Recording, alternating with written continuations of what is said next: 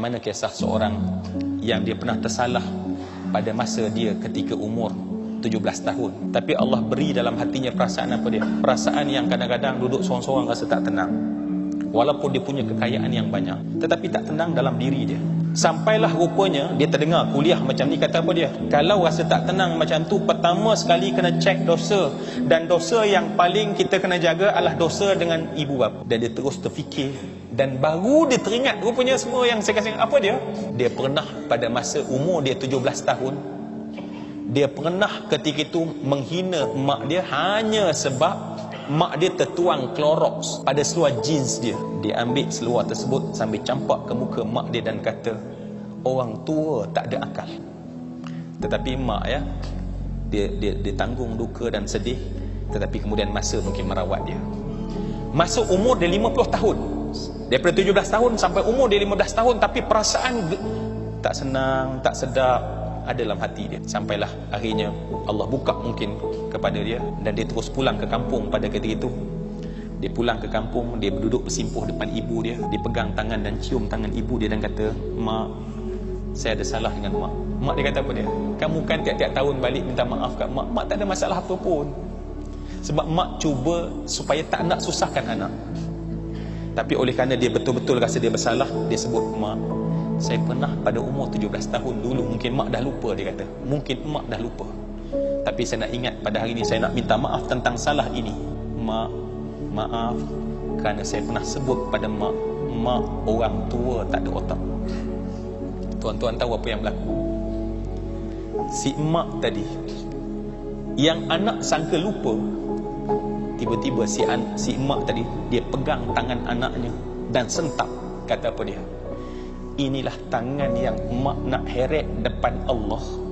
Sanggup kata pada ibu yang melahirkan dia, orang tua tak ada otak. Hak ni sebenarnya mak tak pernah maaf sejak dulu sampai sekarang. Rupanya tuan-tuan, dalam kita minta maaf, yang secara umum ada benda yang khusus yang kita kena khusus. Dan bila disebut perkara tersebut, mak dia kata apa? Mak dah memang tak nak maafkan kamu kesalahan ini. Mak reda, dia kata kalau mak mati, mak simpan benda ni sampai mak dikuburkan bersama dengan perasaan yang dikata. Saya nak ringkas tuan-tuan, dia rasa dunia ni berat, dan patutlah selama ni dalam hati tak pernah puas ya, semayang tak berapa khusyuk dan segala macam. Dan pada saat itulah semua yang saya kasihkan, dia mohon maaf. Dan kemudian akhirnya pada satu subuh tu, mak dia peluk sambil mak dia menangis. Mak dia kata apa dia? Kalaulah tidak mak lihat kamu benar-benar minta maaf, mak dah berniat tak maafkan kamu sampai bila-bila. Dan hari ini mak maafkan semua salah kamu. Tuan-tuan, dia kata apa dia? Ni pengalaman dia kata. Bila mak disebut macam tu, lapang selapang-lapangnya, damai sedamai-damainya, tenang setenang-tenangnya. Dan perasaan yang dia tak pernah rasa sejak daripada 17 tahun dahulu dia rasa. Dia kata. Dan dia kata, mungkin sampai menjelang untuk kita berfikir ini, saya tak cerita tadi dia ada 2 anak, dan anak dia membesar belasan tahun, tapi anak tak pernah nak makan dengan dia. Anak tak pernah nak duduk sekali dengan dia. Jangan harap nak tanya khabar tentang ayah. Dan pada saat itu tuan-tuan, bila dia balik daripada kampung selepas minta maaf daripada ayah, dia keluar daripada pintu kereta dia, kedua orang anak meluru, pegang tangan, cium tangan, dan kemudian sebut satu perkataan yang dia tak pernah sangka dia akan dengar daripada anak dia. Apa dia? Ayah, kami minta maaf salah kami pada ayah. Ayah, kami minta maaf semua salah kami pada ayah. Kami sayang pada ayah. Dia peluk anak, dia kata, dia sambil mendongak ke atas.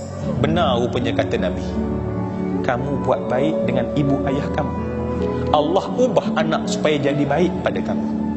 Yang selama ni rupanya kita jauh dengan mak dan ayah, ada salah dengan mereka, dan anak jadi buat masalah pada kita. Semua yang saya hormati dan saya kasih sekalian, marilah sekali lagi kita bermuhasabah dan merenung kembali. Satu soalan mudah yang kita kena jawab. Tanya setiap hari, adakah sebenarnya aku ini anak soleh? Adakah aku ini anak soleh?